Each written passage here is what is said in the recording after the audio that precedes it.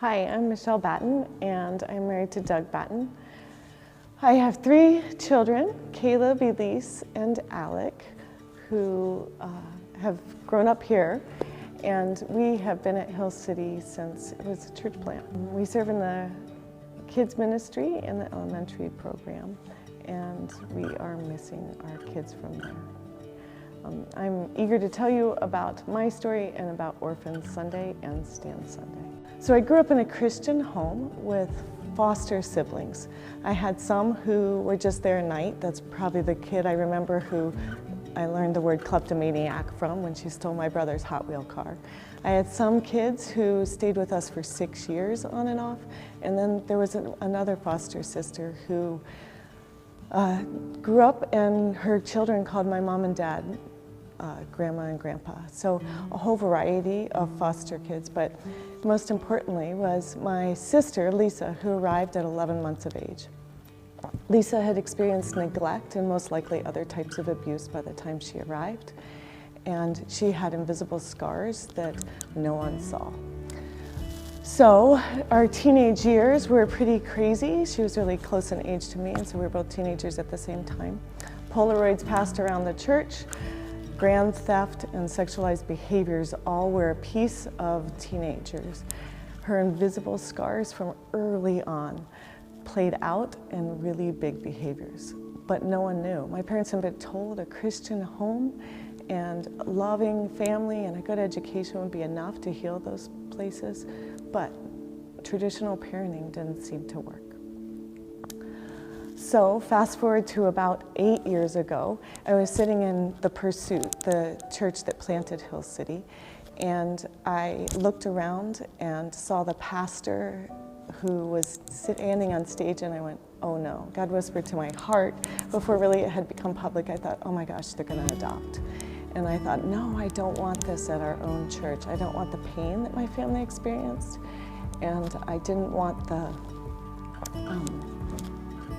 pieces that I knew about God's hope and healing not playing out in these families, and I didn't understand that. But what was great was how God filled in that gap. I became friends with someone who was using trust-based relational intervention in her home, also called TBRI, and it really matched what I had learned about child development and what I had learned and what I believed about God's hope and healing. The primary person who was researching TBRI actually was a Christian, was able to bring what she learned in research into the church community. And so the families at The Pursuit sent me to Texas to learn about TBRI, and I became a TBRI practitioner. We were able to start a ministry at the church, and families were able to learn how to respond to trauma of their foster and adopted kids in a way that brought hope and healing. And it was exciting for me to see that play out and see how God brought healing to families. So I know we all don't get to be foster parents. I know we all don't get to be adoptive parents, but we can stand in the gap. And we can be a church that's a light in these dark places. And so there's ways you can do that. There's Boise Angels, which is an organization that gives gifts to foster families and mentors the foster families. I remember hearing about that, and I was so excited because they took care of the entire families, and they took care of the siblings of that foster family. There's a new organization that's called Safe Families. They're stepping in the gap for the families that are on the edge of foster care and having their children taken away. And you could be someone who is mentoring or providing a home for those children while the parents get back on their feet.